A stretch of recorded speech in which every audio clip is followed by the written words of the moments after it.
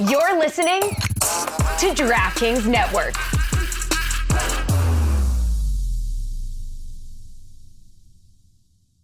Hi, I'm Ben Stiller from the Academy Awards snub movie Dodgeball. You know, this election is a lot like Dodgeball. Kamala Harris is the average Joe underdog, and no, this isn't a time for jokes. You know what? It's way too important. Donald Trump wants to terminate the Constitution. Project 2025 will give him nearly unlimited power. We can't let him get anywhere near the White House. So, vote for Kamala Harris. Yeah, see, that was better. The serious version was much better, right? Paid for by Harris for President. Hi, I'm Ben Stiller from the Academy Awards snub movie Dodgeball. You know, this election is a lot like Dodgeball. Kamala Harris is the average Joe underdog, and no, this isn't a time for jokes. You know what? It's way too important. Donald Trump wants to terminate the Constitution. Project 2025 will give him nearly unlimited power. We can't let him get anywhere near the White House. So, vote for Kamala Harris. Yeah, see, that was better. The serious version was much better, right? Paid for by Harris for President. Shadow Show. Shadow Show. Shadow Show. Shadow Show. Shadow Show. Shadow Show. Shadow Show. Shadow in it. I don't think it's fair or right what we've done to Billy and Stugotz here, where they are just finishing God Bless Football, and they're pinballing and careening in here. I just saw Billy rummaging around in his book bag trying to grab some of his breakfast pudding, but there's no time to put nourishment in your mouth. You've got to get to the next show. What's in that bag, Mike? I know, he just walked out. I wouldn't touch that bag. That's a dangerous game. What do you guys think is in that bag? What is breakfast pudding? Oh, I just imagine. I imagine that Billy has a tapioca from an old folks' home. Stovetop pudding. Yeah. Billy, what is in that book bag of yours? I was just saying how unfair it is to make you guys go straight from God Bless Football, which is, I don't think we do presses anymore, but if there were presses still, it would be hot off the presses in moment, because Billy and Stugotz get their football content out faster than everybody on Monday morning. What's in your book bag? What's in my book bag? Yeah, I said there was. I said things. Yes, but I said you were searching around for breakfast pudding. Is there anything strange in your book bag? Anything that we would identify as strange? Well, I mean, it's all normal to me, so it's strange is relative, right? My laptop is in there. I have a notebook in there. Let's see. Breakfast pudding. I mean, medicine. Main compartment is medicine, of course. Should something happen, I have an IFB here, which is weird. I use this on a plane, and I thought that they were going to think that I was like up to something nefarious because I forgot my headphones on my last flight, so that was odd. I have stress. Well, let me not put that out there because I don't know the sponsorship situation. It's all on the up and up. Oh, I have this. If you want this. So, do you guys remember that we spoke to Greg Cody, who told us about someone who was on the Greg Cody show with Greg Cody, who walked or scaled Mount Kilimanjaro, who was dealing with an ailment, multiple sclerosis, MS? I met that person, and he gave me a card with a QR code so I could go donate. So, oh, wow. Yeah, so I still have that. Met him. No, Matt Pinelli, his name is. The guy who can, he goes by. So if you want, and you can see this, scan this code. You can't see it. We're not on video Oh, yet. yeah, that's right. This is free just show. a shadow. Well, He's I'm careening, Dan. I'm trying to help multiple sclerosis. You guys are not, it would appear. I think multiple sclerosis is a little higher than ailment. I think ailment doesn't. I don't think that's the correct way to describe. Well, as you mentioned, I was coming in here, and we somehow have a shortage of headphones, so I had to go get my headphones from the other studio after we already started because I took them over there so that Lucy's on God Bless Football today. Lucy could use them, so then I had to go back and get them. And then while I was doing that, I was being asked to rummage through my personal effects. So, I had to then scramble. My brain was a little scattered at the moment. And poor Matt Pinelli, we knew that, he scaled Mount Kilimanjaro, but I didn't remember exactly what disease he had. So I was trying to buy time while I was reading I was trying to read the card. Sure. Also cancer. Right. Survived that. So, Dan, you're saying that we're not giving MS enough credit by calling it an ailment, merely an ailment. It's like a cold. I'm saying that Billy used the wrong phrasing while filibustering, that when he went from ailment to muscular sclerosis, I got a little bit... Multiple sclerosis, that's a fine. Yeah, I'm sorry. A big one. My bad. You made it just one sclerosis. Yes. You made it an ailment, though. You made it an ailment. It's more than an ailment. This is the Dan Batard Show with the Stugotz podcast. Today's episode is sponsored by DraftKings. Stay tuned because you'll hear more about DraftKings and all it has to offer throughout the show. DraftKings, the crown is yours. My God, there was way too much in this weekend. Cortez delivers. Freeman hits the ball to right field. She is gone! Gibby, meet Freddie. Game 1 of the World Series.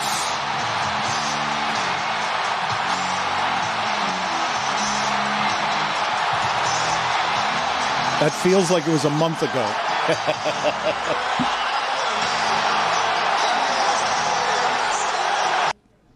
Four of them at the goal line. They bring 3. Daniels backing up. He's just going to have to let one fly. Goes to the right side. Steps away from the defenders. Gives himself some time. Now steps up, fires. Heads towards the end zone. It is...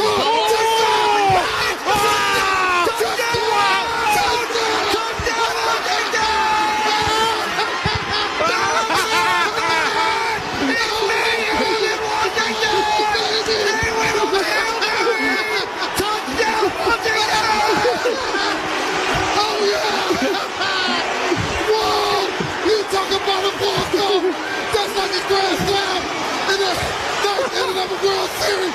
Yes, go, baby. The ball popped up into the air. Right into the arms of Noah Brown.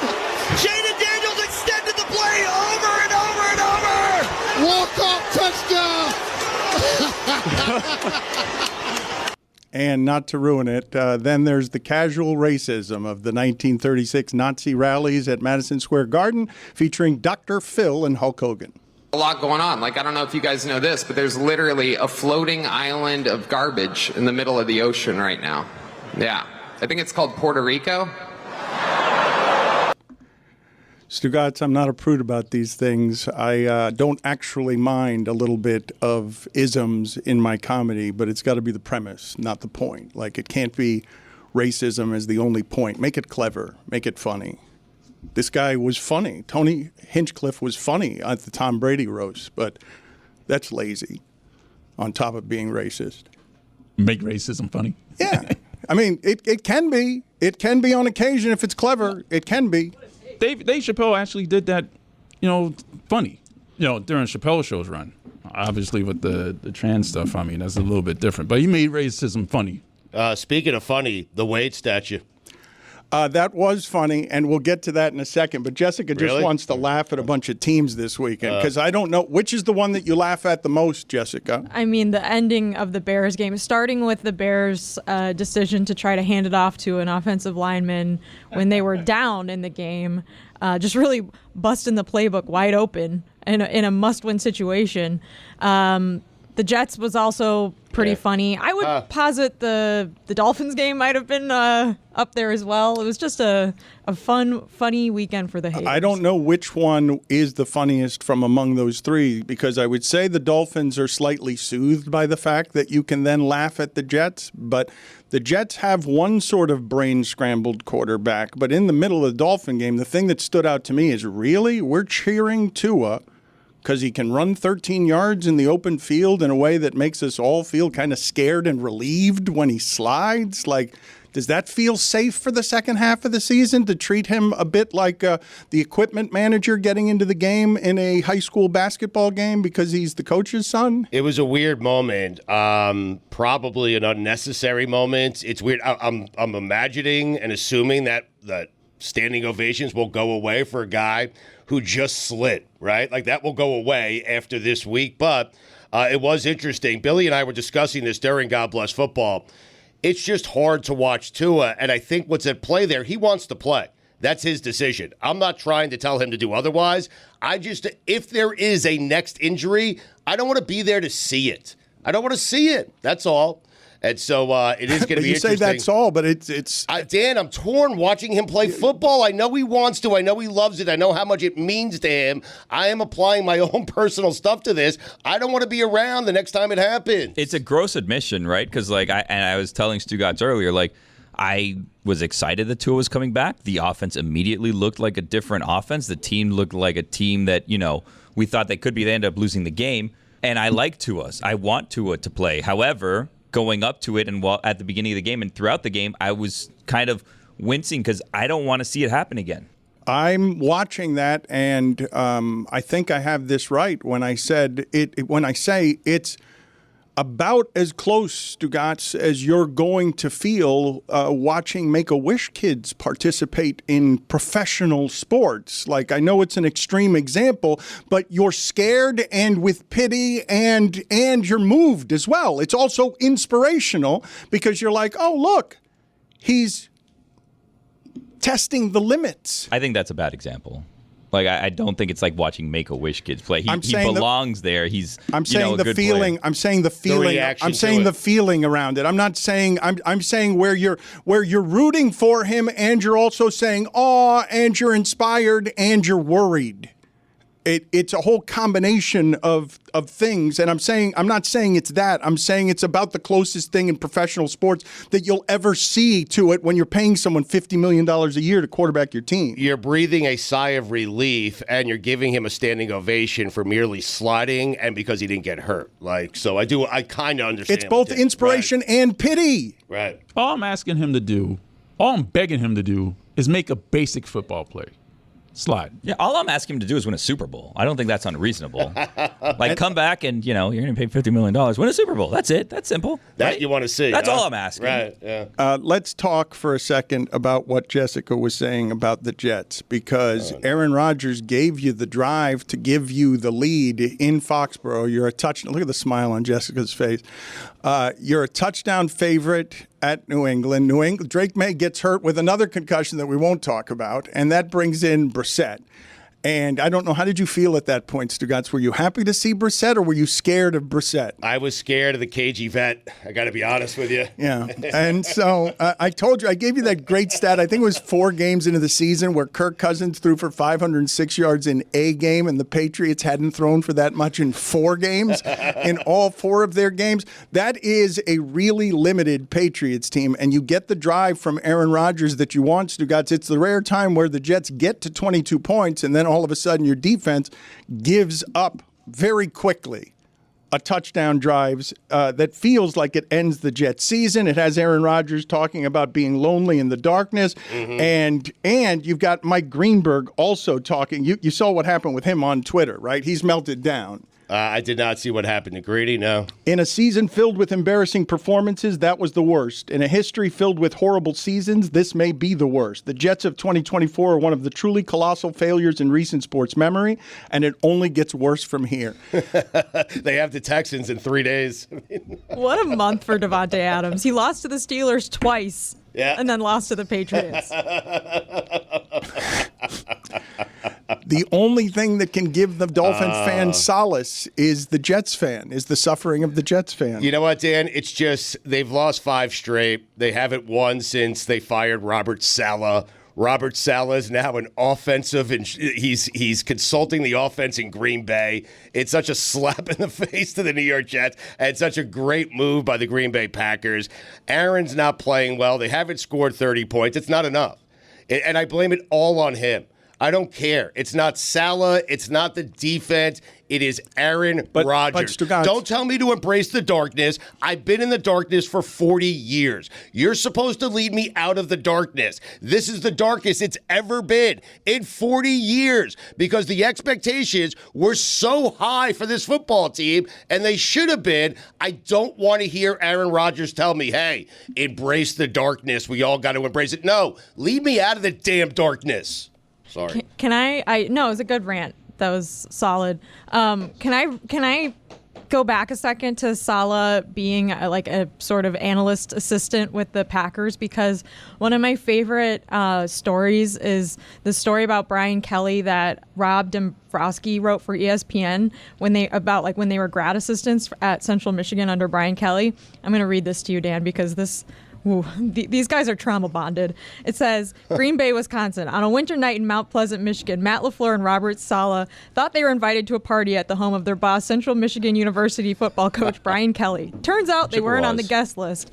They were on the worker list. We shoveled the snow and parked all the cars, Saleh said. Then at the end of the night, we had to go get the cars again. And then they went back to the tiny apartment they shared as grad assistants and stood around their kitchen table, one without any chairs. We decided that was when we were in that position, we were never going to treat people the way we got treated, Saleh said. Just so, if they win the Super Bowl, I don't think the Packers will win the Super Bowl. I'll just start that. But I am rooting for it now because this would be such a hilarious story. Do I have this wrong when I ask of the witching hour, which was great yesterday, that the only thing that actually had stakes in the witching hour, I'm going to have to look at it because the witching hour was fantastic, but Green Bay was the only good team in there, was it not? We had the Ravens. Yes, okay, thank you. So Jameis. Justin Tucker. Jameis goes for 20 points. The Browns had not had 20 points in a game. He goes for 300 yards. Deshaun Watson had not had 300 yards in a game. That one is a bit baffling to me, in that you've got to make that move sooner, Stugotz, if you're watching these guys in practice every day, and Jameis is that clearly better than everything Deshaun Watson has been. Well, think about the Browns. Their record has been good with anyone else at quarterback other than Deshaun Watson. They had Joe Flacco. He led them to the playoffs, and yesterday it was Jameis Winston. It's crazy. Falcons also might have locked up the NFC South yesterday, Dan. Oh, boy. During the witching hour. That division is never locked up. I mean, no, but now someone's going to win it because someone has to win it. No one locks it up. Two wins over the Bucs. I mean, they're in the driver's seat, and we can't debate that. I think it's also it's notable that the Browns didn't choose this. They had to do this because Watson is out for the year now. He would have started this game had he not torn his Achilles. They would have just lost it. What were your guys' thoughts on Myles Garrett showing up to the game, having done several hours of makeup clearly before the game so that he would look somewhat like Arnold Schwarzenegger, but not really? Play with the makeup. Put a helmet on and play with the makeup. That's something you don't do when you're 1-6, right? I mean, he does it every year. Halloween's his thing. They're not normally that bad. I'm not going to fault someone for being spooky, Dan. This was Halloween. I think a lot of people were caught off guard by this being Halloween because they thought Halloween was next weekend, but next weekend's November. This was Halloween. So this was his chance to show everyone how much he loves Halloween. I feel like the rule for Halloween, if you go to the game like that, is no matter the outcome, you need to leave the game dressed exactly the same, right? It worked out, they won, but had they lost, you need to go through all the makeup again and leave a sad boy in the exact same outfit. Did you guys think it was a lot of effort, but did you think that it looked like Schwarzenegger? Because I thought it looked slightly like Schwarzenegger if the grading curve is Dwyane Wade's statue looking like Dwyane Wade. Because Dwyane Wade's statue did not look like Dwyane Wade. This was yesterday, Stugotz. So during the Dolphin game, I felt bad for Tim Bowens yesterday. Tim Bowens is allowed finally into...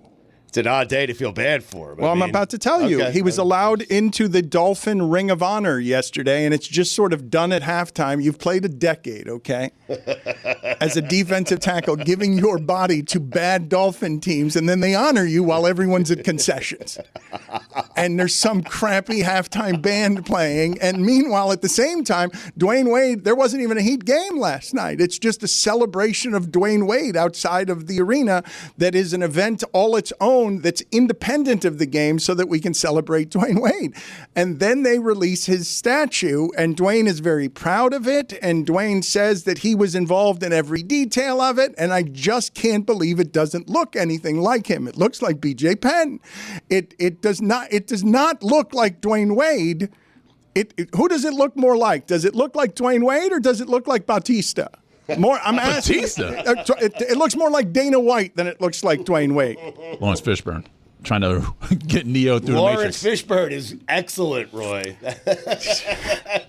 I told you I'd take care of that Wade statue. I mean, you did say over my dead body if he ever plays a play for Cleveland, and you did. You ruined the. I did. You ruined the guys. Come on. Lucy, do you have any opinion on whether that looks like? First of all, that's Dwyane Wade 30 pounds overweight. That's a heavy. It's a heavy face. I know heavy faces. I'm confused at the actual how you make a statue. Is it something that you chip down, or is it something you build up? Well, it's bronze. If it's marble, you chip it down. Bronze, I think I don't know. I think it's more. You really petered out there, Billy. Good Well, effort it's not there. chipping down, All right, right? but Billy, you I'd got in there. imagine heat is Billy, involved. you got in there with probably such. cast. You got in there with such statue expertise. I'm trying to help. No one else is Billy, helping her. What do you want me to do? I was waiting for you to soar in the sky give us an assortment. See, I was going to make a sword. I can tell you. A statue. I haven't gotten to that show yet. You were saying, Lucy? Well, how do you make a sword? Oh my gosh, what do you want to make it out of? I don't know. What are my Old options? car springs we could do. We just put it in the oven there. We melt it down. I actually went to a blacksmithing class I got on Groupon. That Very is so hot. cool. Very hot. Yeah, I felt lightheaded. Like I had a headache for hours after because of how hot it was and the smell. But it's fine. I have a little hook that I can hang my keys from. If you guys want to see it, I'll try to bring it in. Let me look for it. I'll bring it tomorrow. Do you worry. guys think I'm being mean by pointing out that not since Ronaldo's statue, for years, we made fun of the Ronaldo statue because the Ronaldo statue, Stugotz, is the worst of these that I have seen, where it looked a bit deformed, the Ronaldo statue did. And Yes. this is not that.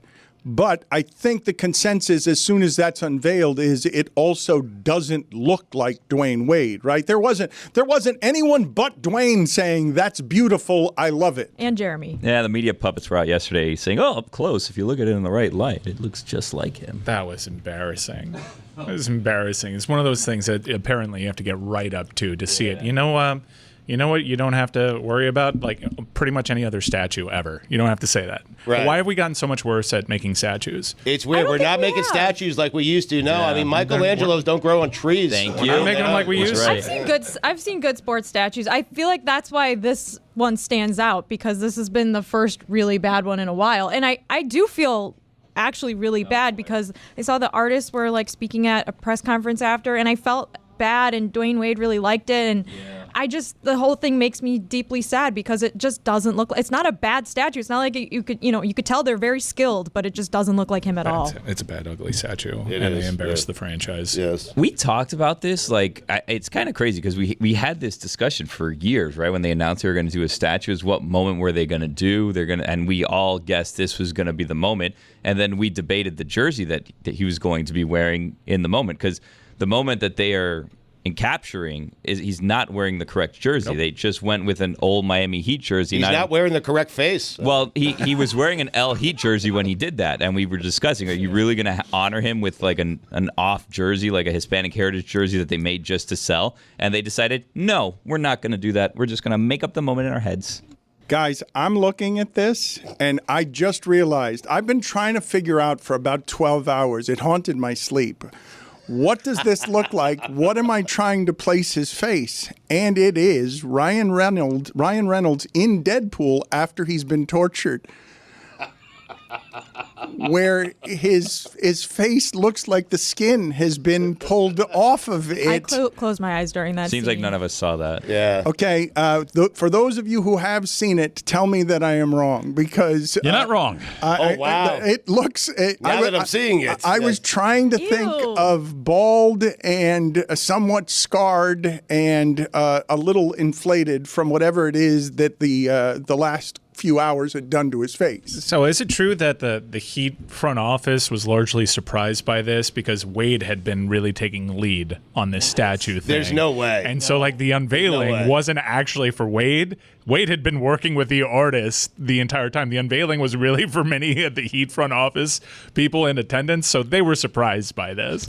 And disappointed. You know what? If Mike were in charge of his own ceremony on this front, this would be a wonderful way for Dwyane Wade to punctuate laughing at the franchise at the end. If he was just, this is Mike's sense of humor of watch this, guys. I'm going to put a statue outside of the arena that doesn't look anything like me, that looks like Antoine Walker.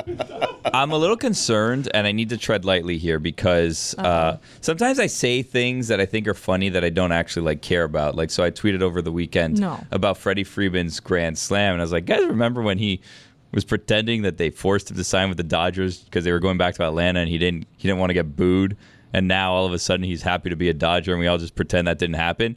And I wanted the Dodgers to win the game. I thought it was a great moment. I just tweeted it out, not even thinking about it. And then people were like, typical Yankees fan, you're such an idiot, bro. And they were all coming after me. And I was like, whoa, guys, it was just a joke, right? So I'm treading very lightly with this Dwyane Wade statue. Just say it, because Billy. I don't look. I've been I'm thankful for Dwyane Wade and everything he's done for the Heat over the years. However, people have said that I've been critical of Dwyane Wade for simply stating that he played for the Cavaliers and the Bulls, and they said I'm a hater. I don't think those happened. Well, okay, so here's the thing, and I'm worried about the Heat, Dan, and this is coming from a place of worry, and I'd like to share with you guys because I feel like everyone else is not worried, but I'm worried. The Heat are in, and you guys are going to not like this, the Heat are getting close to like Marlins territory of celebrating the past, and I'm a little worried because I feel like the Heat, we're doing this a little bit too quickly. Like we're doing the jersey retirements too close to each other. We're doing the Wade, we're doing the Bosh, then we're doing the Pat Riley Cord, and then we did I the heard Dwyane they might Wade. do a Haslam statue too. Okay, well okay, so that was my concern. Not that UD's going to get a statue. We've talked about that, and then people said I was disrespectful with that statue, which we don't need to relitigate. But here's what I'm worried about. I think after the street name and the statue, if we don't do a UD statue, we only have one move left, and that's retiring LeBron's jersey, which they're going to do, obviously, right? But we've done this so close together that, like, we're masking the not really winning very much situation, and we're running out of cards to continue the masking. Like, now we're going to have to start celebrating the 5-year anniversary of the unveiling of the statue and stuff like that. And, like, that's not what the culture is supposed to be about. We need to be spacing out these things more. Look, Dwyane Wade's young. What was the rush? We didn't need to do this right now. Yep. We could have waited another 5 years, and then you cover yourselves for like 5 years. If things don't work out with Jimmy or whatever, 5 years from now, boom, we have a statue. Forget about what's going on the court. But we're running out of those. Mm-hmm. We've got Rachel Nichols trying to get in here, but she can't get in here because Jeremy has taken up the entirety of the makeup room. He's turned it again into the spin room. I'm sure he doesn't like that you've ignored their win at Charlotte, a big win over the weekend at Charlotte. Don't know how it got buried by all the news items from the weekend. Let's go check in with Jeremy in the spin room. He's been in there for 10 minutes. Do you have a counterpoint to the Wade statue situation that we're mocking? Yeah, Dan, oh, God. The more sweat coming off the instructor today. It's really not great, but you know, the details on the statue are really what matters, Dan. When you look at his parents' names being on each heel, you know, there's so much going on with the look of it. And if you look at the signature knee pads, the detail on the knee pads is really spectacular. I'm really blown away by what these incredible artists were able to accomplish with the same people who built the Jordan statue and the Kobe statue. You know, Dwyane Wade there is every part of this detail. You know, this guy knows what I'm talking about. It was really special to see, and you know, Dwyane was super excited about it. If they just turned his face a little bit to the left, you wouldn't have noticed how big the jawline was. But really, that's only the flaw, Dan. The only flaw. Thank you, Jeremy. Appreciate all your work from the spin room. Mike is right about statues, though. Like, you don't have to. If you look at a statue, you need to know who it is automatically. When I look at the Rocky statue, I know who that is. I mean, statue has one job. One job. I got to recognize you when I see it. That's your only job. Yeah. None of the other stuff matters. Like, I guess your second job is to stay together, not physically fall apart. Yeah, I guess that's two jobs. I was thinking this morning because I read Jeremy's tweets yesterday. I was like, maybe I'll walk by the statue on my way into work because it's right across the street, right? Maybe I'll walk by and look at it up close in person, and maybe I'll change my mind. And then I thought about it again, and I was like, no. Yeah. Jeremy's just wrong. He's in the spin zone for a reason. He's just trying so hard to make it work, and it's just not, Dan. It's just not him. His jawline is enormous. When I walk past the Statue of Liberty, there's no questioning who that person is. It's Lady Liberty. How'd you end up on Liberty Island? I'm just saying. When I walk past it, when I see it, you know, when I fly over it. Who is the Statue of Liberty supposed to be? Lady Liberty. I mean, when I saw the Statue of Liberty, looks just like her for the first time, I was thoroughly unimpressed. Really? Yeah. It's pretty small. It's so small from far away. I got there and I was like, I was a kid going to New York for the first time. I'm like, oh my gosh, I've seen all these pictures. It's going to be great. And I'm looking, I'm like, that's it over there? That's a little ant. What is this? Huh. Interesting. Hey everyone, it's Mike Ryan. You hear that? That is the sound of me cracking open an ice-cold Miller Lite. Maybe, if you're the lucky winner of the DraftKings Weekend Observation presented by Miller Lite Prediction Pool, you and a friend can come crack one open with me and the rest of the Dan Le Batard Show with Stugotz. All you have to do is go to DraftKings and predict what will happen during a segment, Weekend Observations, presented by Miller Lite on October 29th. How long will the segment last? What hour will it air in? Who will be in the shipping container feeding Stugotz's lines? So many variables, and only one winner. Well, one winner and their guest. So 2 people, but 1 winner. But we're all winners when it comes down to it, right? Especially when you have an ice-cold Miller Lite in your hand. Must be 21 plus to enter. Eligibility restrictions apply. Void where prohibited. See DraftKings.com for details. Smirnoff knows there's no I in football. Football is a we thing, an experience that is best enjoyed together with good drinks and good people. Smirnoff is the world's #1 vodka and is an official vodka partner of the NFL. And this year, Smirnoff is giving fans in select areas of the country a chance to win the ultimate game day experience. From tickets to sideline passes and much more, just head to WeDoGameDays.com until November 15, 2024 to enter for your chance to win. That's WeDoGameDays.com. Smirnoff, we do game days. Please drink responsibly. Smirnoff number 21 vodka, distilled from grain, 40% alcohol by volume. The Smirnoff Company, New York, New York. Please do not share with anyone under legal drinking age. No purchase necessary. 21 plus. Ends November 15, 2024. See rules at website for participating area and other important details. Sponsored by Diageo Americas Inc., New York, New York. This episode is brought to you by Allstate. Some people just know they could save hundreds on car insurance by checking Allstate first. Like, to check you have the tickets in your wallet first before you drive 2 hours to the big game. Seriously, you had one job. Now the closest you'll get to the 50-yard line is parking lot D. Yeah, checking first is smart. So check Allstate first for a quote that could save you hundreds. You're in good hands with Allstate. Savings vary. Terms apply. Allstate Fire and Casualty Insurance Company and Affiliates. Northbrook, Illinois. Don Batard. All right, we got to go back out there. That was big. Wake him up. He doesn't want to be bothered anymore. Now it's getting tense because he didn't need that as a result. He needs something that happens. You can see him mother effing. No, he says, "Can we bother? Are we bothering you right now?" Turn on your microphone, Greg. My microphone's on. Stugotz. Paint the scene. Paint the scene is I got to go to work. Good night. This is the Don Batard Show with the Stugotz. Stugotz, Tango and Cash. Can you guys in video please find for me the villain in Tango and Cash, which is the Jack Palance? Thank you. That's the best villain. The Tango and Cash villain, famous for having the exaggerated jawline. It is the biggest jawline I have ever seen in the movies.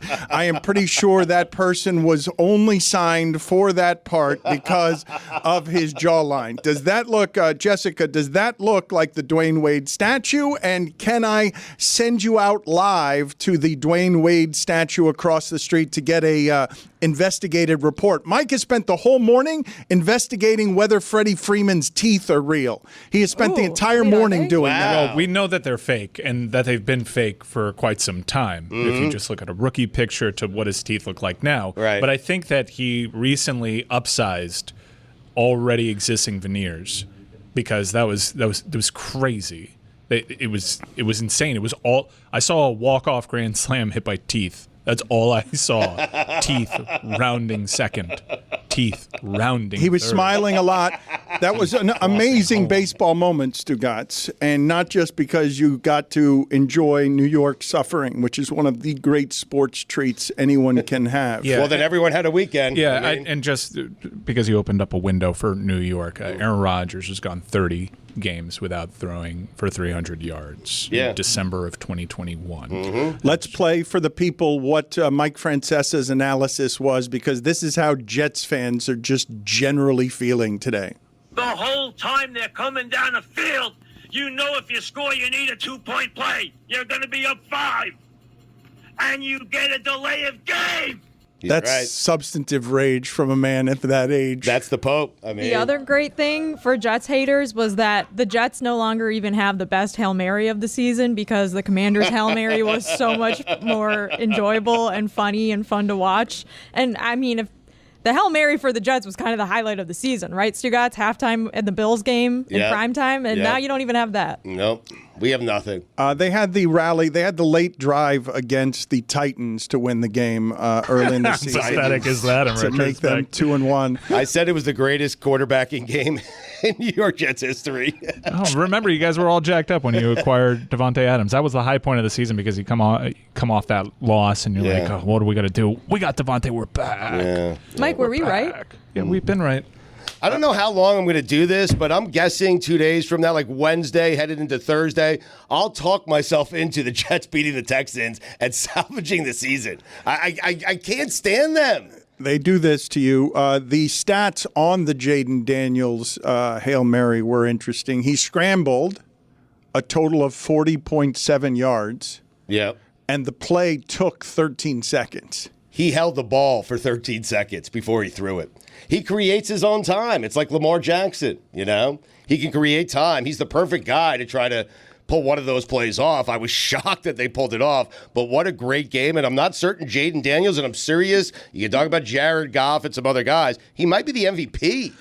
We've done this a couple of different times with like 5 different MVPs. Another person who plays like that, it's a thrill to watch him play even when they're bad. Kyler Murray plays like that. It's just a thrill to watch a quarterback moving around like that. And Stugotz, I believe, we're right in the middle of what the crossroads look like between if running backs are disposable and we can just move them around and we need to find money under the salary cap, how about we find a quarterback who is also a running back and try to make what Lamar Jackson does or what Kyler Murray does, and that goes up against the Kirk Cousins model or the Jared Goff model, which I want to talk about because, Stugotz, the Detroit Lions yesterday had 35 points and Jared Goff had thrown for 28 yards at the time. Yeah. They can beat you a lot of different ways, the Lions can. Yesterday was with special teams. But I want to talk for a second about Man Campbell, a coach that we made fun of a long time down here. We mocked him. And something that he did that floored me and that is sort of, I believe, the opposite of what just about everyone in that league that preaches toughness but actually doesn't show toughness when it comes time to be criticized. I credited Sean McVay for a long time because of the real and substantive leadership confidence of being in your 30s, signing Jared Goff to a long-term deal and then moving off it in a year because you realized you could get better. That is not common to believe something in your early 30s is the right thing to do and move off it that quickly. He traded Jared Goff, and none of us thought the Detroit Lions were doing anything smart by absorbing the contract of a quarterback that he discarded after watching him lose 13-3 to Brady in the Super Bowl. Right. We thought McVay was right, period, and that McVay knew what he was doing because a young man winning the championship thereafter with Stafford made it feel like Goff wasn't actually going to be a good quarterback at value. Just to hammer home that point, they had a young quarterback fresh off a Super Bowl, and he didn't feel like it was enough to win a Super Bowl. He moved off Jared Goff after giving him the big contract. He did not stubbornly stay with what he thought was a mistake when he could upgrade. And no one can criticize then going to Stafford because it is and was an upgrade, and they won the Super Bowl. But what Campbell was doing was give me Stafford younger. Give me younger Stafford. And none of us saw that. None of us saw that Goff could be this if you surrounded him by that. And now we have, just like every week, we're having a different conversation about who's the MVP of the league. Is it Lamar Jackson? Is it Jared Goff? Who else do you want? Because is it Jayden Daniels? Yeah. We've also been doing this one a lot. Who's the best team in the league? And you've got an undefeated Chiefs team, and you were making it the Ravens. They lose now at Cleveland. And now a whole lot of people today after yesterday, after seeing that the hottest duo in the league in Week 8 is Mason Rudolph to Calvin Ridley in the first half. As we're watching. Calvin really had a game yesterday. He did. He had a first quarter, had a game. But we're looking at the Detroit Lions after what they did to Dallas, the way that they can score 40 and 50 points and beat you, have 35 points when their quarterback has thrown for 29 yards. A lot of people are looking at the Lions as the best team in the league. They're plus 100. So they're the best team in the NFL, not named the Kansas City Chiefs, who are undefeated. Last week it was Baltimore. This week it's Detroit. Next week it might be Buffalo. I have no idea. But there are only 6 to choose from. Yeah, but for right now it is the Lions. I would say the Lions, you can make an argument the Lions are the best team in the NFL. even with the Kansas City Chiefs involved in that discussion. Well, you keep wanting to take it away from the Chiefs. Well, that's you, not me. No, you keep doing it. You did it with the Ravens. You did it. The Ravens lost to the Chiefs, and the Chiefs are undefeated, and you keep wanting to take it away from the Chiefs. Every week, I don't come in here and do that. You do that. Right. I mean, something's a little off, is it not? At 7-0, you're not convinced they're going to win the Super Bowl, are you? Oh, no. I mean, you asked me. Stugotz minor penalty, 2 minutes for Chiefs talk. That was entrapment. Yeah. But he has a point. The Raiders, you can't blow out the Raiders. I know they're a division rival, but they're been a tricky team for them. That's true. Recently, I mean, they beat especially them against the last spread. year and the end of the season. The Chiefs are bored, so bored that Patrick Mahomes was saying that he remembered. This was a revenge game for the Raiders in the offseason doing Kermit the Frog. a Kermit the Frog Dan. Muppets puppet. He said, I'll handle that situation when it needs to be handled, is what Mahomes said. I don't want that dude threatening me. Also, you guys did the thing where you just looked at the top of the standings and you forgot that San Francisco's probably going to get healthy at the right time again. Don't take a Dallas victory to mean very much. I take any victory where they're able to survive those injuries as a good thing for San Francisco, who just needs to get into the tournament. And hopefully they can get the Offensive Player of the Year back and add some depth and health to their wide receiver position. But they're going to be there in that conversation, provided that they survive this. Meanwhile, on the other side of the token, why hasn't Mike McCarthy been fired yet? A good question. What is this token? What is this token that you speak of? It's the same thing as a coin, the flip side of the coin, flip side of the token. When's the last time you saw a token at an arcade? Oh, the ACC one with the guy where you could see his butthole. It's all legal tender. The Dallas Cowboys today are in disarray. If you're not going to fire him today, when are you going to fire him? Well, I guarantee you someone's getting fired. It probably is going to be the dude that hosts the Jerry Jones show. Yeah. Who else could it be? It could be. It's either the only sacrificial lamb that will work for Cowboys fans today is McCarthy. Correct? McCarthy replaced by Belichick. Or they can do the thing where they make a big splashy trade, I guess, and get people excited to wash off this loss. But it kind of felt like everything was falling down around McCarthy, and he needed that result, and he didn't get the result. It's not like things were going well for San Francisco. Both teams kind of needed that one. If Mike McCarthy can't win that one, which one is he going to win? Are you guys with me on what happened to the Dolphins yesterday to make them fall to the bottom of the standings? The only soothing being that you can now laugh at the Jets too, but they're still in second technically. The Bills are what, 3.5 games up? They're 2-5 with the Bills. The Bills are 3.5 games up and go to Seattle and do something the Dolphins are not capable of doing. Something that the Dolphins couldn't do. The Dolphins are at home. My discomfort with the idea of Tua playing under these circumstances. This team's not good enough.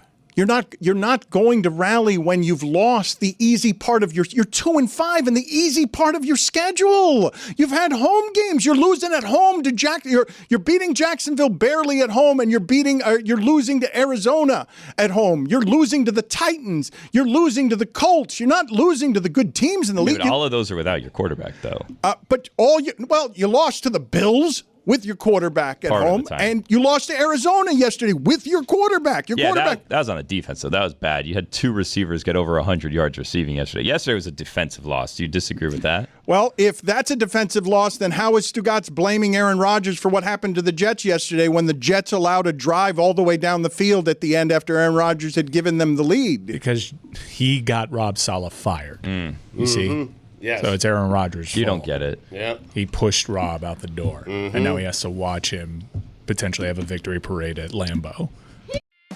Hey everyone, it's Mike Ryan. So I'm hearing that you still haven't entered the DraftKings Weekend Observation presented by Miller Lite Prediction Pool. Let me ask you, what exactly are you waiting for? You don't want to guess how many times Stugotz might swear in this segment? There are so many things that are on the table for you to play along with us. Just go to DraftKings.com and make your predictions, and then listen to Weekend Observations presented by Miller Lite on October 29th and check your scores.